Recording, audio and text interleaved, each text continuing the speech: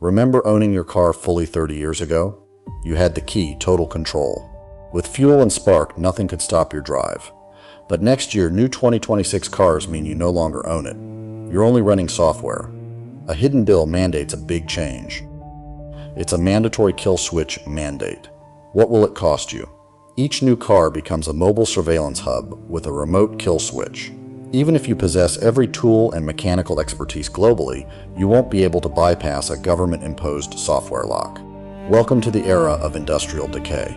Today, we'll conduct a forensic audit on the upcoming 2026 kill switch mandate, the demise of independent mechanics, and how your next vehicle has become a digital trap. Each significant overreach in automotive history starts with the same single word, safety. By late 2021, Congress enacted the Infrastructure Investment and Jobs Act. Within that legislation lies a mandate for all new passenger vehicles to come equipped with advanced impaired driving technology. At first glance, this seems like a regular breathalyzer, but examining the complex engineering required to enforce this reveals a terrifying reality. This mandate obligates vehicles to passively and precisely detect if a driver is impaired. No simple tube test here. Your car will actively monitor you. This system demands infrared cameras scanning your eye movements, biometric sensors within the steering wheel, plus cabin air sensors analyzing your breath. Should the vehicle's computer deem you unfit to drive, or if the system simply malfunctions, as modern automotive software frequently does, it will digitally cut off your fuel pump or transmission. Your expensive $90,000 truck will be officially bricked. But here's what hardly anyone discusses. This technology has already been rigorously tested, and it has already failed. In 2023, the National Highway Traffic Safety Administration conducted pilot programs for prototype impaired driving detection systems. Their false positive rate proved staggering. Drivers got flagged and locked out merely for rubbing their eyes, or for looking at side mirrors too fast, and even for wearing sunglasses which confused the infrared camera. A tester recounted being locked out of his own vehicle at a Nevada desert gas station because he felt drowsy. He wasn't intoxicated. He was just exhausted from a 12-hour shift. Picture this occurring to you late at night on a highway with your family in the back seat. Your car decides you blinked incorrectly and abruptly shuts down the engine at 65 miles per hour. That's not safety. Instead, it's a liability nightmare disguised as a federal mandate. To grasp how this situation arose, we must examine what automakers have subtly implemented in engines over the past decade. Similar to the appliance industry, which swapped mechanical timers for cheap, fragile motherboards, the auto industry has entirely removed mechanical linkages. Your accelerator pedal no longer links to a throttle body via a cable. It operates as drive-by-wire. Your gear shifter isn't directly linked to the transmission.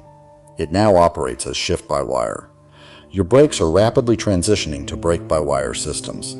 All physical links between you and the machine have been substituted by computer signals, easily intercepted, overridden, or shut off.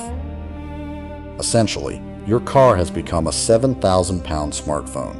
Since all new vehicles include a mandatory over-the-air cellular connection, often termed OTA, the manufacturer retains a permanent backdoor into your engine's computer that cannot be disconnected. The necessary kill switch hardware is already in place. The 2026 mandate merely compels the government to make automakers write the code to enable it. If this scenario seems familiar, it definitely should, as the farming industry already endured this precise battle and ultimately lost. Back in 2015, John Deere informed American farmers they didn't truly own their tractors. They contended in federal court that since the tractor's engine was governed by proprietary software, the farmer had merely acquired a license to operate the machinery. If the tractor produced a software error, the farmer couldn't repair it. He couldn't even connect his own diagnostic tool. He was unable to reset the code. He had to summon a John Deere certified technician, pay $200 hourly, and then wait, often for days, as his crops spoiled in the fields. A Montana wheat farmer stated he lost his whole harvest, $80,000 worth of grain, when his combine locked into diagnostic mode during an update, and the closest dealer was 4 hours away. John Deere offered no apology. They advise the farmer should have planned the update during the off-season. This is precisely the future for your car. The infrastructure bill isn't creating a novel concept. It simply replicates the John Deere business model, codifying it into federal law. You might now ask, why aren't the large automakers fighting this federal overreach? Why are they complying so readily? It's because they desire the kill switch. The automotive industry currently faces a huge financial crisis. Dealership lots are filled with $80,000 vehicles many middle-class Americans can't afford. Auto loan defaults are sharply rising. Traditionally, repossessing a vehicle typically costs banks thousands in towing and recovery fees. However, with a remote kill switch, a bank executive in New York can click a button and instantly disable a pickup truck parked in a Texas driveway. No repo agent, no confrontation, no expense. Your truck simply stops working one morning, and you receive a text message instructing you to surrender it. Moreover, automakers are shifting towards a subscription model. This isn't mere speculation, it's actively occurring. In 2022, BMW began billing customers $18 monthly to access their heated seats. The necessary hardware was already pre-installed in the car. Wires were connected. The heating element was integrated into the leather, but BMW restricted access behind a software paywall. If payments ceased, they remotely deactivated the heaters you'd already paid for upon buying the vehicle. Toyota replicated this with Remote Start. They imposed an $8 monthly fee for the key fob included in the box. General Motors then announced that from 2026, all new vehicles will necessitate an active subscription to their OnStar platform, and specific safety features, such as automatic crash response, will be restricted behind the paywall. If they possess the ability to disable your heated seats for a missed payment, they can certainly shut down your engine. The kill switch mandate simply provides them the legal framework to do so without truly naming it. This leads to the most infuriating aspect of this whole mandate, the right to repair. If your 1998 Chevy had a defective sensor, you'd bypass it, cut the wire, replace the part, and get to work. However, these new biometric systems are deeply encrypted into the vehicle's engine control unit.